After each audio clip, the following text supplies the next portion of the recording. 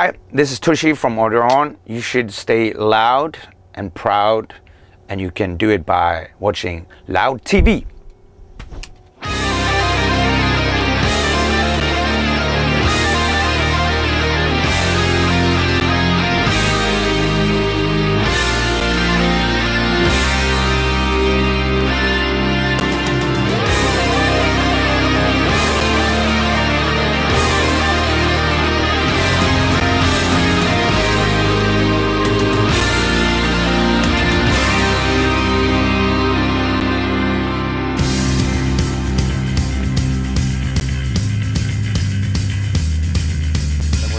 I think we worked with a producer called Kato Odlan is his name, and he knows his hard rock and heavy metal, but he never works with that as a producer. He just does pop bands basically, and some jazz stuff, and he's when we did a song called, we written a song called This One for this album, and when we went into studio and played it, and he was like, there's something missing on this song, and we're like, what do you mean? And he said, well, it's no ups or downs, it's just like go straight forward. He said there should be ups in this song, and he said you should take the chorus a bit more up, and we were like, okay, yeah, we can try that. And we tried it, and then it worked, and we were sort of, yeah, okay, we can do it this way, and we worked on the song. And then all of a sudden one day he came into studio, the producer, and he said, you know that song, This One, I've written a new part for it.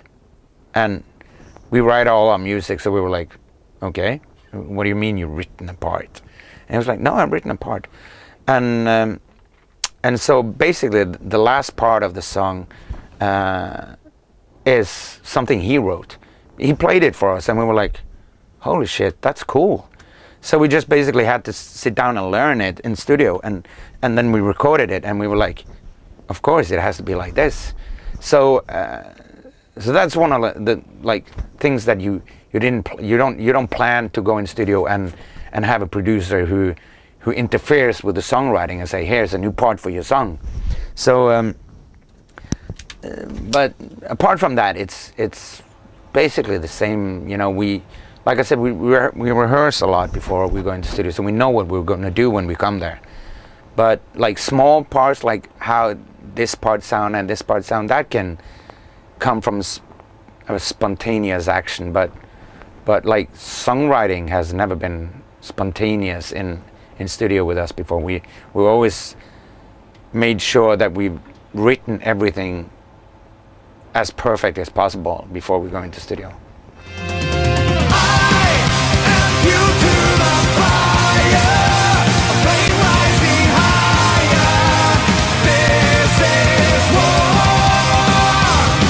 Yeah, it's like a previous interview. They asked me, like, if you could pick your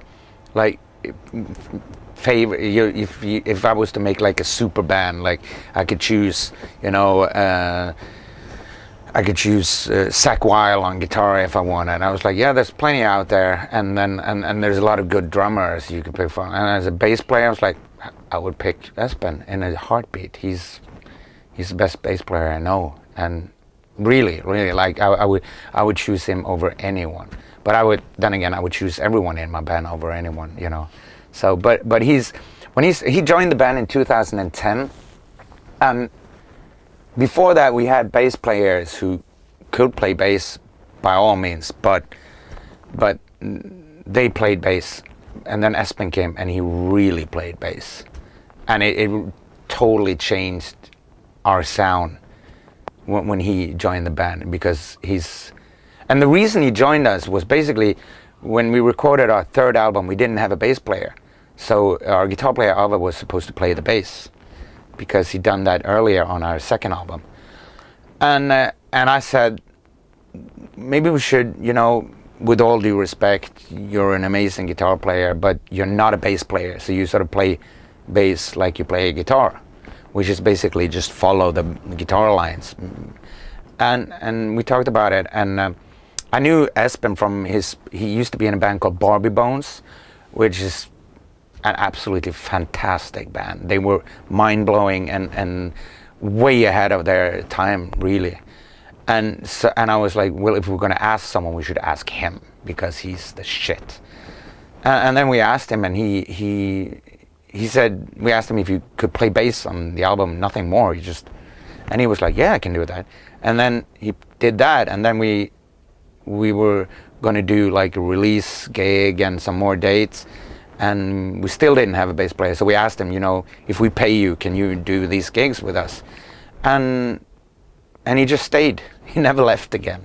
So, but he's yeah, and also when I listen to our music, that's what I think too. You know, I can listen to it, and the bass playing. There's so much authority in his playing. There's not like, yeah, I'm gonna play. It's like, hey, move. I'm playing bass here.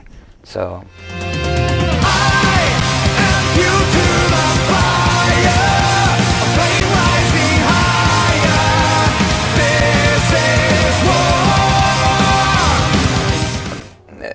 The reason for the artwork is basically that when we made the album, we had different ideas for what to do with artwork. Like on Youngblood, I made the artwork. You know, I drew the artwork myself, and the other guys asked me on this if I could do the same here, and I was like, yeah, sure. But when I was listening to the music, I felt that our music sort of has that 70s, 80s vibe without being retro.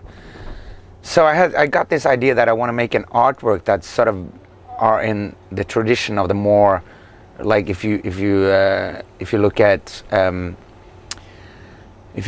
of the old UFO albums, or Love Drive and Animal Magnetism by Scorpions, or Wish You Were Here, or any Pink Floyd album for that matter, and yeah, and a lot of the classic albums, because back then they loved a bit of surrealism.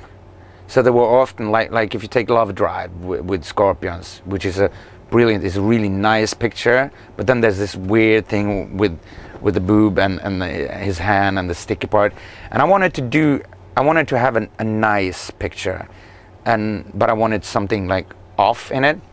So and then we talked about how sort of what is, when you think about Audrey Horne, you know, people talk about us, about our music, but people don't really talk a lot about the visual part of Audrey Horne, because we don't have a strong image. You know, we're not like Slipknot or Kiss or whatever. You know, we're just some guys who look like we do and play rock music. So. But we found that the most constant thing is basically that I always wear a white tie and a shirt on stage. So we figured maybe we could use that. And then I wanted to add some surrealism, like all of these artwork that I mentioned are done by a guy called Storm Thorgerson, who did artwork for so many bands, and he did such great stuff. And so we came up with the idea of using the shirt and the tie, and I said we should have like an off element in there. And then Thomas, our guitar player, suggested, like, what if you have a pen and it, you know, because, you know, in an office sometimes you put a pen in and then it leaks and you get some ink, you get this ink stain. And I was like, yeah, but it's not really that off, really. But then I sort of, the ink got me thinking like octopus, and then I came up, what if we have an octopus there? Because I really wanted something which would make people ask, why is that there, and not giving them an answer, because I don't really have one apart from that the pen and the ink led me to an octopus. But there's no really. And then I talked to a photographer who's done a lot of work for us earlier, who's an amazing photographer. He's called Ben Trenet, and he did the artwork, all the pictures of this album, and he's done a lot of previous stuff. And I talked to him and presented the idea to him, and he said that I really like it. He said, but we should have a third element that sort of makes sort of is a gap between you and the octopus? And he said, that would be water. So you should be standing in water. So basically what we did, it's no Photoshop in this, it's just one picture. So I called a friend of mine who's a chef who arranged for me to have an octopus. But a raw octopus is just a slimy thing. And I figured that it's not going to look as aesthetic as I wanted to. So I took it home and I boiled it. And then we borrowed a huge water tank at the local aquarium in Bergen. And and I had to stand there, and because I have pale legs, they reflected in the water. So I had to have this black plate over my feet. And I was standing there in really cold water to add that. And then he took the picture. So the picture is basically, it's a one-take picture. There's no Photoshop or anything in it. And then we, very often you have an album with a name, and then you make an artwork that sort of visualizes the name of the album. But we did it the other way around, because we just made that artwork, and then we were going to come up with a name for the album. And we written the songs, and we had one song that was called Blackout. And we looked at the word blackout, and we felt like this fits into the picture, you know. Not for a particular reason, but just sometimes you see a picture and a word and it fits. So that's basically why this artwork is as it is, and why the album is named Blackout. And also with the artwork, I wanted it to be very clean, because these days they tend to put a lot of stuff, a lot of elements and graphics into artwork, and I wanted it to be very clean. So I wanted that in the front and a plain background on the back side with the names or the title tracks, and then a picture in the middle. That was basically what I wanted. And some people around us were a bit annoyed, because they wanted, you know, to have more elements which we can use for merchandise. And I was like, I thought to myself, we're not making an album to fit the merchandise. We have to make merchandise to fit the album. So